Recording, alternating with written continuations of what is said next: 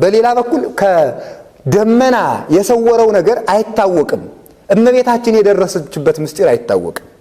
ለዚህ ነው ሰሎሞን ሆረታቲሃ በምስጢር አካሄዷ ሁሉ ምስጢር ነው፣ በምስጢር ነው፣ እሷ ለደረሰችበት ምስጢር የደረሰ የለም ብሎ ተናግሯል።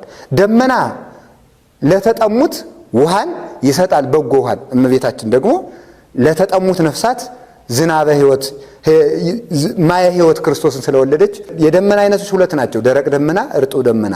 በደረቁ ደመናም ትመሰላለች እመቤታችን። ከደረቁ ደመና ዝናብ የለም፣ እመቤታችን ዘራ ወራዙት አልወደቀባትም። እርጥብ ደመና ዝናብ አለው። እንደገና ደግሞ እመቤታችን ማየ ሕይወት ክርስቶስን ይዘልናለች። ስለዚህ በዚህ ትመሰላለች። በደመና ተጭኖ ማለት በእመቤታችን ጀርባ ታዝሎ ወደ ግብፅ በረሃ ሄደ። ያሰደዳትም ሄሮድስ ነው። እንደሚታወቀው አይቴ ሃሎ ንጉሠ እስራኤል ዘተወልደ ከመናሃብ ሎቱ አማሃ ወሰጊደ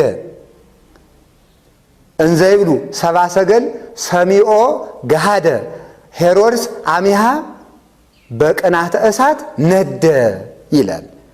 የተወለደው የአይሁድ ንጉሥ ወዴት ነው? አባ ጽጌ ድንግል ነው እንደዚህ የሚለው በሰቆቃወ ድንግል መጽሐፉ። የተወለደው የአይሁድ ንጉሥ ወዴት ነው እያሉ ሰብአ ሰገል ሲጠይቁ ሰምቶ እጅ መንሻ እንድንሰጠው ሲል ሰምቶ የዚያን ጊዜ ሄሮድስ አሚያ የዚያን ጊዜ ሄሮድስ ልቡ በቅናት ነደደ። ያን ጊዜ ከመይቅትሉ ሕፃናተ ወያትርፉ አሃደ